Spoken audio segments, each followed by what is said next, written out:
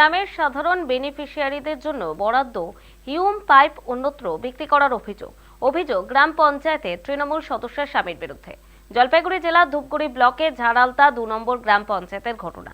এদিকে ঘটনার খবর জানাজানি হতে স্থানীয় গ্রামবাসীরা পঞ্চায়েত সদস্যা বিমলা রায়ের বাড়িতে উপস্থিত হন। প্রথমে ওই পঞ্চায়েত সদস্যা বিমলা রায়ের স্বামী বিপিন রায় অস্বীকার করলেও পরবর্তীতে গোটা বিষয়টি স্বীকার করে নেয়। তবে সরকারি সম্পত্তি এভাবে বিক্রি করা যায় না সে বিষয়ে প্রশ্ন করলে বিক্রির বিষয়টি অস্বীকার করেন তিনি।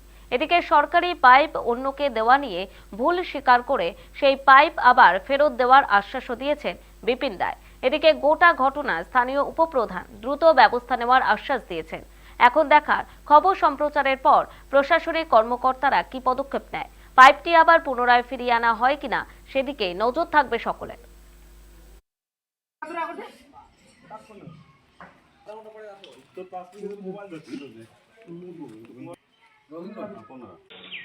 না না বিক্রি করি নাই ওগুলো। না শুনেন, ওরকম অপচয় হিমতে অনেক হয়ে ছিল তো।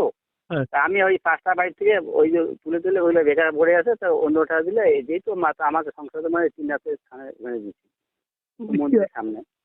হ্যাঁ, ওখানে ইয়ে ওই একটা দুটো করে নিয়ে ওখানে দিছি।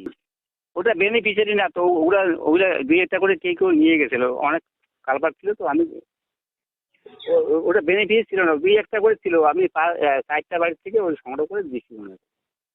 আমি নিয়ে নিই কোনো আনার লাগে, আমি নিয়ে আসবো তো কি আছে।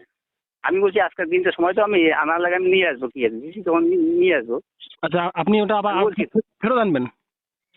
হ্যাঁ নিয়ে আসবো তো, যদি আনার লাগে নিয়ে আসবো। আমার যদি ভুল হয়ে থাকে আমি বলছি তো ওনাকে সময় নিচ্ছি, তো আজকের দিন সময় তো, যদি না আনার লাগে তো আমি নিয়ে আসবো তো, অসুবিধা কিছু নাই।